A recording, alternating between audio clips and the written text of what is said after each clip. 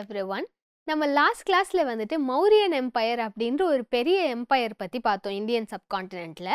So அதுக்கப்புறம் வந்த ஒரு பீரியடை தான் நம்ம சங்கம் பீரியட் அப்படின்னு சொல்றோம்.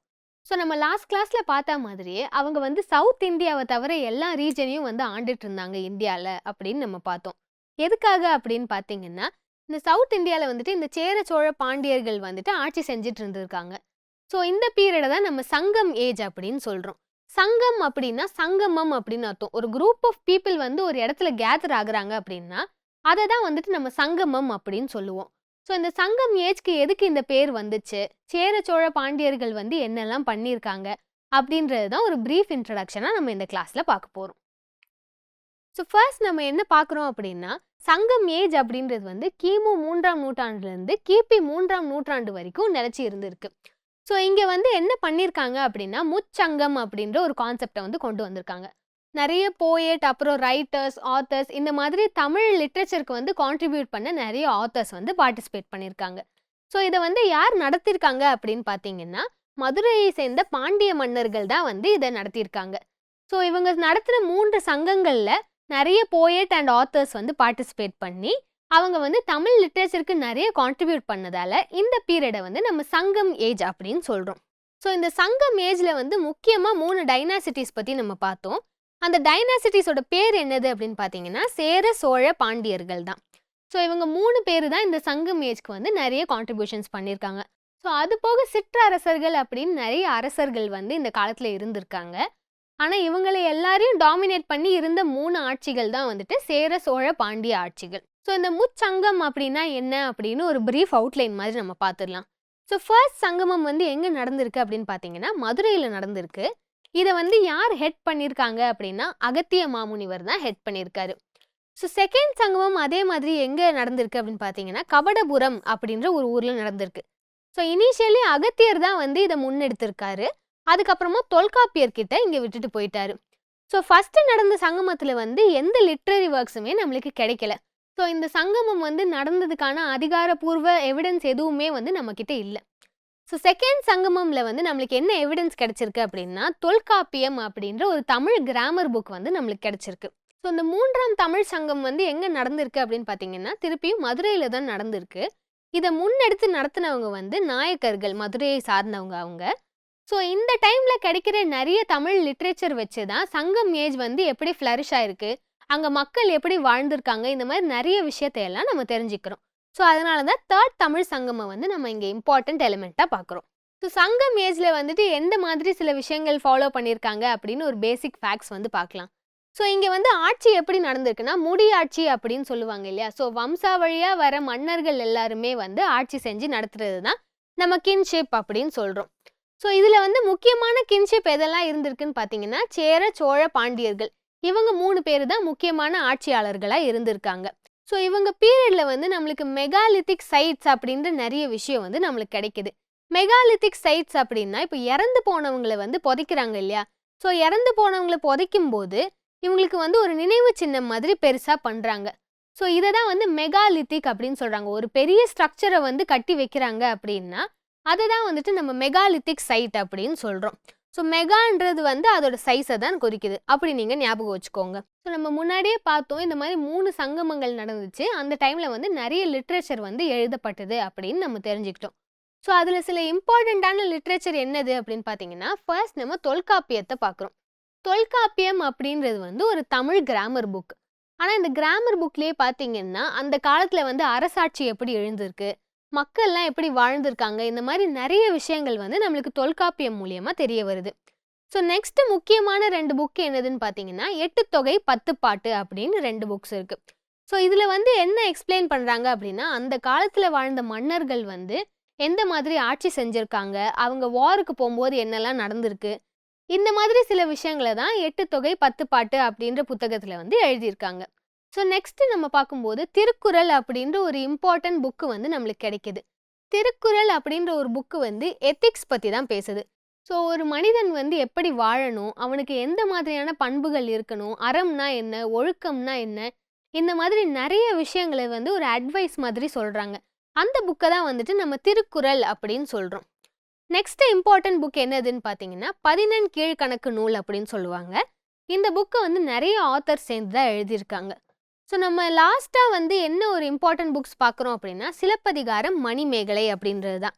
ஸோ இந்த 2 புக்ஸை வச்சு தான் சங்கம் ஏஜில் வந்து எப்படி வாழ்ந்திருக்காங்க, அந்த காலத்தில் வந்து ட்ரேட் எப்படி இருந்திருக்கு, என்னென்ன கிங்டமில் வந்து எந்த மாதிரியான ட்ரேட் ப்ராக்டிஸ் பண்ணியிருக்காங்க, விமன் வந்து அந்த டைமில் எப்படி ட்ரீட் பண்ணப்பட்டிருக்காங்க, இந்த மாதிரி நிறைய விஷயத்த வந்து நம்ம தெரிஞ்சுக்கிறது இந்த 2 புக்ஸ் மூலியமாக தான்.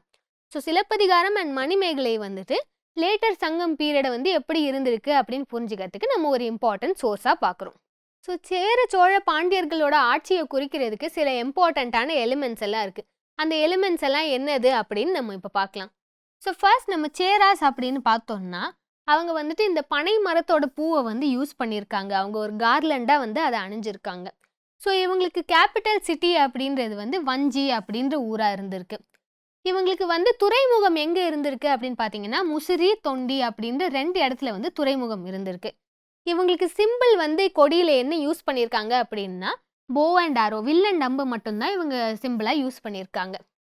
ஸோ நெக்ஸ்ட் சோலாஸ் வந்து என்ன யூஸ் பண்ணியிருக்காங்க அப்படின்னா அத்திப்பூ அப்படின்ற ஒரு பூ இருக்கு இல்லையா, அந்த பூவில் வந்து மாலை தொடுத்து யூஸ் பண்ணியிருக்காங்க. ஸோ இவங்களோட துறைமுகம் எங்கே இருக்குது அப்படின்னா புகார் அப்படின்ற ஒரு இடத்துல இருக்குது. இவங்களோட கேபிட்டல் சிட்டி வந்துட்டு உறையூர் அப்படின்ற ஒரு இடம் தான். இவங்களுக்கு துறைமுகம் எங்கே இருந்திருக்கு அப்படின்னு பார்த்தீங்கன்னா புகார் அப்படின்ற ஒரு ஊரில் இருந்திருக்கு. இவங்களோட சிம்பிள் என்னது அப்படின்னு பார்த்தீங்கன்னா டைகர். ஸோ நெக்ஸ்ட் பாண்டியாஸ் வந்து என்ன பூ யூஸ் பண்ணியிருக்காங்க அப்படின்னா வேப்பம் பூவை வந்து யூஸ் பண்ணியிருக்காங்க. இவங்களோட துறைமுகம் வந்துட்டு கொற்கையில் இருக்குது. இவங்களோட கேபிட்டல் சிட்டி மதுரை அப்படின்னு நம்மளுக்கு தெரிய வருது. ஸோ இவங்க வந்து கொடியில் என்ன சிம்பிள் யூஸ் பண்ணியிருக்காங்க அப்படின்னா 2 மீனை வந்து ரெப்ரசன்ட் பண்ணி அவங்க கொடியை வந்து யூஸ் பண்ணியிருக்காங்க. இது போக அஃபீஷியல் லெட்டர்ஸ் எல்லாம் அனுப்புவாங்க இல்லையா, ஸோ அந்த லெட்டர்ஸில் கூட இந்த சிம்பிள்ஸ் வச்சு தான் அவங்க கிங்டமை வந்து ரெப்ரசன்ட் பண்ணியிருக்காங்க. ஸோ இது போக இந்த ஊரில் இருக்கிற ஜாகிரபிக்கல் ஃபீச்சர்ஸ் வச்சு 5 டைப்பாக இவங்க பிரித்து பார்த்துருக்காங்க. அந்த 5 டைப்ஸ் என்னது அப்படின்னு பார்த்தீங்கன்னா குறிஞ்சி, முல்லை, மருதம், நெய்தல், பாலை அப்படின்ற 5 விதத்தை தான் இவங்க கிளாஸிஃபை பண்ணியிருக்காங்க. ஸோ குறிஞ்சி அப்படின்னா மலையும் மலை சார்ந்த இடமும், முல்லை அப்படின்னா வந்து கிராஸ்லேண்ட்ஸை வந்து சொல்கிறாங்க, பச்சை பசேல்னு இருக்கிற ஒரு ஃபீல்டை தான் வந்துட்டு முல்லை அப்படின்னு சொல்கிறாங்க. மருதம் அப்படின்னா விவசாயம் பண்ணுற இடத்த தான் மருதம் அப்படின்னு டிஸ்கிரைப் பண்ணியிருக்காங்க. நெய்தல் அப்படின்னா கோஸ்டல் ஏரியாஸில் மீன் பிடிச்சி வாழ்கிறாங்க இல்லையா, ஸோ அந்த மீனவ மக்கள்லாம் வாழ்கிற இடத்த தான் வந்து நம்ம நெய்தல் அப்படின்னு பார்க்குறோம். பாலை அப்படின்னா வந்துட்டு பாலைவனத்தை வந்து டிஸ்கிரைப் பண்ணுறாங்க. ஸோ இவங்க எல்லாருமே வந்து அவங்க ஜாகிரபிக்கு ஏற்ற மாதிரி ஒரு தெய்வ வழிபாடு வந்து வச்சுருந்துருக்காங்க. ஸோ குறிஞ்சியில் வந்து என்ன வழிபாடு இருக்குன்னா ஸ்கந்த வழிபாடு, அதாவது முருகனை வந்து இவங்க கும்பிட்டுருக்காங்க. முல்லையில் வந்துட்டு விஷ்ணு பகவானை வந்து கும்பிட்டுருக்காங்க. இதுக்கு இன்னொரு பேர் என்னதுன்னு பார்த்தீங்கன்னா மாயோன் அப்படின்னு அந்த காலத்தில் டிஸ்கிரைப் பண்ணியிருக்காங்க. மருதம் அப்படின்ற ஊரில் வந்துட்டு இந்திரா அப்படின்ற ஒரு காடை வந்து வர்ஷிப் பண்ணியிருக்காங்க. நெய்தலில் அதே மாதிரி பார்த்தீங்கன்னா வருண பகவானை வந்து கும்பிட்டுருக்காங்க. ஸோ லாஸ்ட்டில் பாலை அப்படின்ற ஒரு இடத்துல வந்து கொற்றவை அப்படின்ற ஒரு ஃபீமேல் காடஸை வந்து இவங்க கும்பிட்டுருக்காங்க. ஸோ இந்த ஜாகிரபிக்கு ஏற்ற மாதிரி இவங்களுக்கு ஸ்பெசிஃபிக்கான ஆக்டிவிட்டீஸும் இருந்திருக்கு. குறிஞ்சியில் வந்து நிறைய ரிசோர்ஸஸ்லாம் நம்மளுக்கு காடுலேருந்து கிடைக்கும் இல்லையா, ஸோ அந்த காட்டிலேருந்து கிடைக்கிற பொருள் வச்சு ஆக்டிவிட்டீஸ் பண்ணுறாங்க. அந்த ஆக்டிவிட்டீஸ் என்னதுன்னு பார்த்தீங்கன்னா ஃபஸ்ட்டு ஹண்டிங்கு, அப்புறம் தேன் எடுக்கிறது, அதே மாதிரி அங்கே இருக்கிற பழங்கள் அப்புறம் கனிம வளங்கள்லாம் இருக்கும் இல்லையா, அது எல்லாத்தையும் கலெக்ட் பண்ணி வாழ்கிறாங்க. இதுதான் வந்து குறிஞ்சி மக்களுடைய ஆக்டிவிட்டியாக இருக்குது. நெக்ஸ்ட்டு முல்லை நிலத்தில் என்ன பண்ணுறாங்கன்னு பார்த்தீங்கன்னா மாடு மேய்க்கிறது, ஆடு மேய்க்கிறது, கோழி வளர்க்குறது, இந்த மாதிரி நிறைய விஷயத்த வந்து முல்லை நிலத்தில் வந்து பண்ணியிருக்காங்க. மருதம் நிலத்தில் வந்து ஃபுல்லாக விவசாயம் தான் நடந்திருக்கு. அதே மாதிரி நெய்தல் வந்துட்டு தண்ணி இருக்கிறதால ஃபிஷ்ஷிங் மட்டும்தான் இவங்க பண்ணியிருக்காங்க. பாலை அப்படின்றது ஒரு ட்ரையான இடம் இல்லையா, ஸோ இங்கே வந்து நிறைய ரிசோர்ஸஸ் வந்து கிடையாது. அதனால இவங்க என்ன பண்ணியிருக்காங்க அப்படின்னா டெக்காய்டி அப்படின்னா திருடுறது, ஸோ இந்த மாதிரி சில ஆக்டிவிட்டீஸ் தான் அவங்க ஜாகிரபிக்கு ஏற்ற மாதிரி ஒரு லேண்ட்லேயும் ப்ராக்டிஸ் பண்ணியிருக்காங்க. இதுதான் சங்கம் ஏஜோடைய ஜாகிரபிக்கல் ஃபீச்சராக நம்ம பார்க்குறோம். ஸோ இந்த சேர சோழ பாண்டியர்கள் எல்லாம் அவங்க டைமில் என்ன கான்ட்ரிபியூஷன்ஸ் பண்ணியிருக்காங்க, அந்த டைமில் வாழ்ந்த இம்பார்ட்டன்ட் கிங்ஸ் யார், இந்த மாதிரி விஷயத்தை தான் நம்ம இப்போ பார்க்க போகிறோம். ஸோ ஃபர்ஸ்ட் நம்ம சேராஸ் பற்றி பார்த்தோம்னா அவங்களோட கேபிட்டல் சிட்டி வந்துட்டு வஞ்சி அப்படின்ற ஒரு ஊர் தான். ஸோ நம்ம முன்னாடியே பார்த்த மாதிரி இவங்களுக்கு இம்பார்ட்டன்ட் போர்ட்ஸ் வந்துட்டு முசிறி அண்ட் தொண்டி அப்படின்ற இடங்கள் தான். இவங்களோட எம்ப்ளம் அப்படின்றது வந்து போ அண்ட் ஆரோ அப்படின்னு நம்ம முன்னாடியே பார்த்தோம். இப்போ ப்ரெசன்ட் டேல வந்து இவங்க ஆட்சி செஞ்ச இடம் எங்கே இருக்குது அப்படின்னு பார்த்தீங்கன்னா கேரளா அப்படின்ற ஒரு ஸ்டேட் இருக்குது இல்லையா, ஸோ அந்த இடத்த தான் அந்த காலத்தில் அவங்க ஆட்சி செஞ்சுட்டு இருந்திருக்காங்க. ஸோ இந்த சேரா டைனாசிட்டியை பற்றி டிஸ்கிரைப் பண்ணுற ஒரு இம்பார்ட்டன்ட் புக் என்னதுன்னு பார்த்தீங்கன்னா சிலப்பதிகாரம் அப்படின்ற நூல் தான். ஸோ இங்கே வந்துட்டு சேரன் செங்குட்டுவன் அப்படின்னு ஒரு மன்னர் இருக்காரு. அவர் எப்படியெல்லாம் ஆட்சி செஞ்சிருக்காரு அப்படின்றத வந்து சிலப்பதிகாரத்தில் நம்ம பார்த்து தெரிஞ்சுக்கிறோம். ஸோ இந்த சிலப்பதிகாரத்தில் என்ன டிஸ்கிரிப்ஷன் கொடுத்துருக்காங்க அப்படின்னு பார்த்தீங்கன்னா, ஹிமாலயன் ரீஜியனில் போயிட்டு அங்கே இருந்த கிங்ஸை வந்துட்டு இவர் எப்படி டிஃபீட் பண்ணியிருக்காரு அப்படின்ற மாதிரி ஒரு இன்ஸ்கிரிப்ஷனை தான் இந்த சிலப்பதிகாரம்ல கொடுத்துருக்காங்க. இவர் என்ன பண்ணியிருக்காரு அப்படின்னா, கண்ணகி அப்படின்ற ஒரு வழிபாட்டு முறையை வந்து கொண்டு வந்திருக்காரு. ஸோ கண்ணகியை வந்து தெய்வமாக வழிபடுற ஒரு ப்ராக்டிஸை வந்துட்டு சேரன் செங்குட்டுவன் தான் இன்ட்ரடியூஸ் பண்ணியிருக்காரு. ஸோ இது வந்து எக்ஸாம் பாயிண்ட் ஆஃப் வியூலேருந்து ரொம்ப இம்பார்ட்டண்ட்டான கொஸ்டின்ஸ் இது எல்லாமே. இது எல்லாத்தையும் நீங்கள் கேட்க அப்படியே மெமரைஸும் பண்ணிக்கோங்க. ஸோ இவரோட நெக்ஸ்ட் ஸ்பெஷாலிட்டி என்னதுன்னு பார்த்தீங்கன்னா, இந்தியாவிலேருந்து சைனாக்கு வந்து ஒரு அம்பாசிடரை அமைச்சிருக்காரு. ஸோ ஒரு தூதுவன் மாதிரி அனுப்பி செய்தியெல்லாம் வந்து கன்வே பண்ணுவாங்க இல்லையா? ஸோ அந்த மாதிரி ஒரு ப்ராக்டிஸை வந்துட்டு சைனா வரைக்கும் கொண்டு போனது வந்து சேரன் செங்குட்டுவன் தான் இந்தியன் கிங்ஸ்லேயே. ஸோ இதுதான் வந்து சேர டைனசிட்டிக்கான இம்பார்ட்டன்ட் ஃபேக்ட்ஸாக நம்ம பார்க்குறோம். ஸோ நெக்ஸ்ட் நம்ம சோழா டைனாசிட்டி பற்றி தான் பார்க்க போகிறோம்.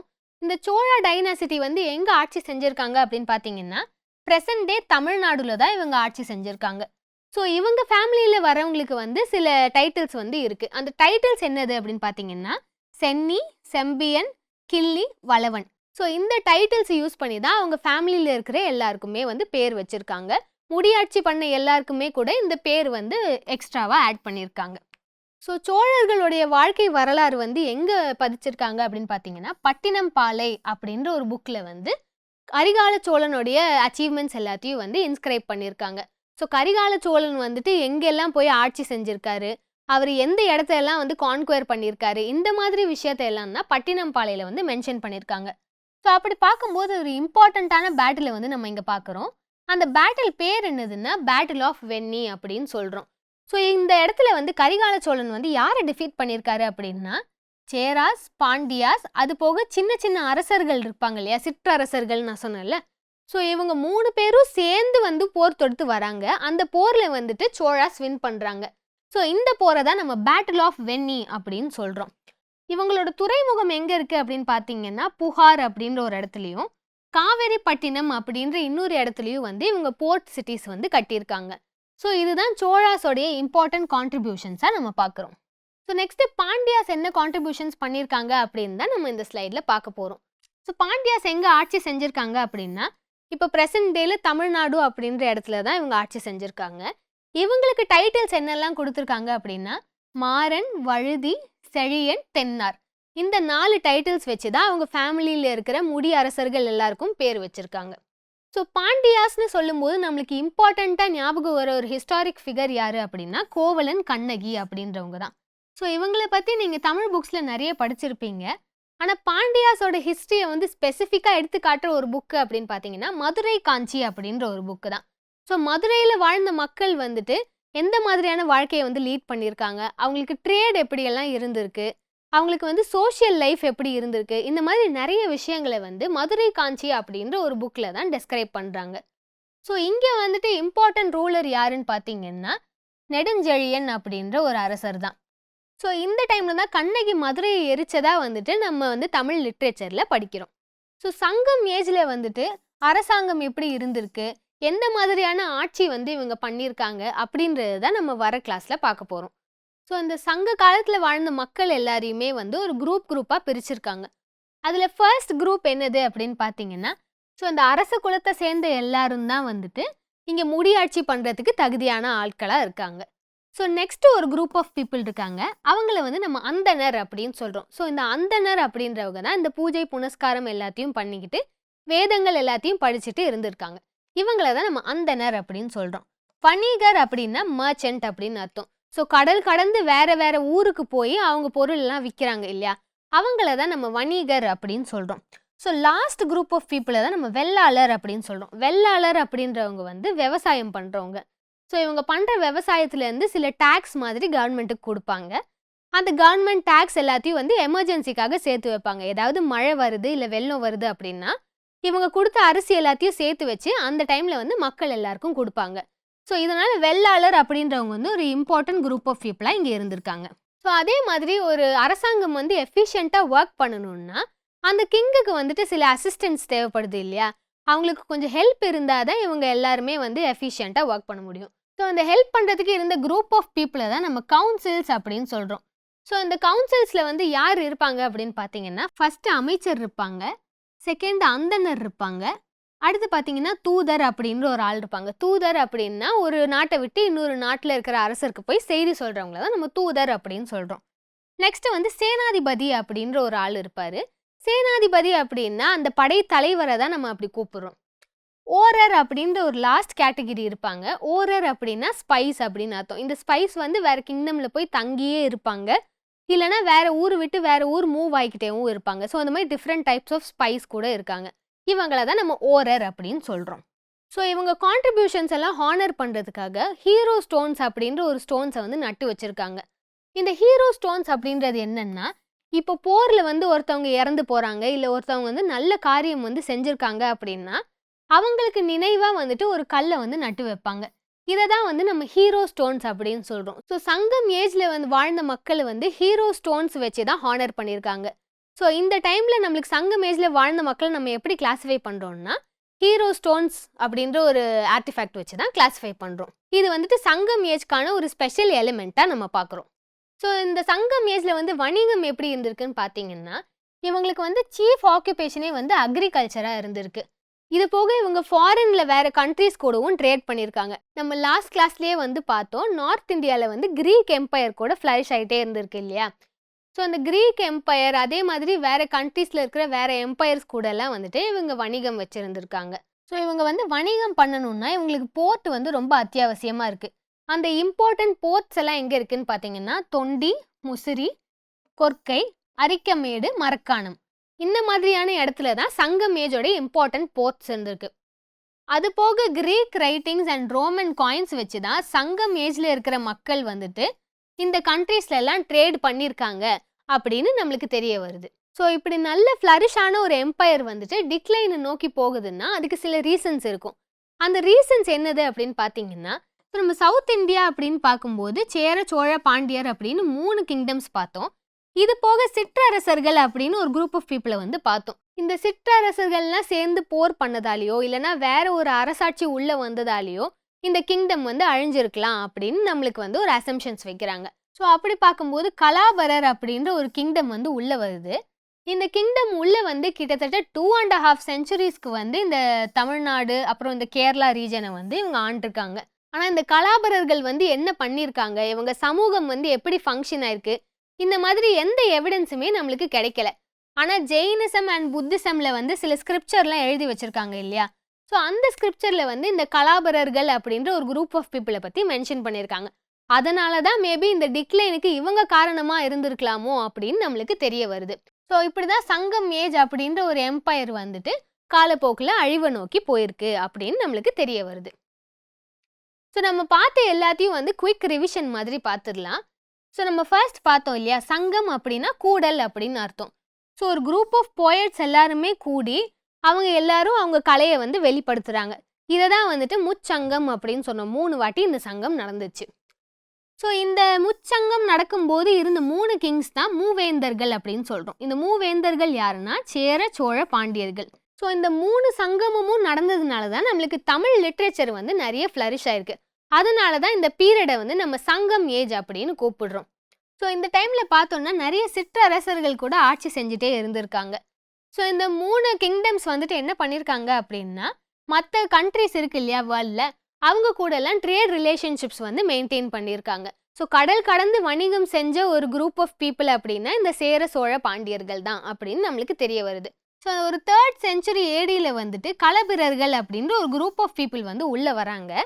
ஆனால் அவங்க எப்படி உள்ளே வந்தாங்க, எப்படி இந்த ஆட்சி வந்து டிக்ளைன் ஆச்சு, இந்த களபிரர்கள் வந்து என்னெல்லாம் பண்ணியிருக்காங்க, இந்த மாதிரி எந்த எவிடன்ஸுமே நம்மளுக்கு கிடைக்கல. ஆனால் புத்திசம் அண்ட் ஜெயினிசமில் பார்த்தீங்கன்னா அவங்க இன்ஸ்கிரிப்ஷன்ஸில் வந்து எழுதியிருக்காங்க களபிரர்கள் அப்படின்ற ஒரு குரூப் ஆஃப் பீப்புள் வந்து இருந்திருக்காங்க அப்படின்னு. ஸோ இதன் மூலியமாக தான் நம்மளுக்கு எப்படி டிக்ளைன் ஆயிருக்கலாம் அப்படின்ற ஒரு ரீசன் வந்து நம்மளுக்கு தெரிய வருது. ஸோ இப்படி தான் முச்சங்கம் அப்படின்ற ஒரு பீரியடில் வந்து ஸ்டார்ட் ஆகி அப்படியே கிராஜுவலாக வந்துட்டு இந்த 3 எம்பையருமே டிக்ளைன் ஆயிருக்கு அப்படின்னு நம்மளுக்கு தெரிய வருது. இதுதான் சங்கம் ஏஜ்க்கான இம்பார்ட்டன்ட் ஹைலைட்ஸாக நம்ம பார்க்குறோம். ஸோ இந்த கிளாஸில் நம்ம சங்கம் ஏஜ் அப்படின்னா என்னன்னு பார்த்தோம். நெக்ஸ்ட் கிளாஸில் நம்ம வேறு ஒரு கிங்டம் பற்றி டிஸ்கஸ் பண்ணலாம். தேங்க்யூ.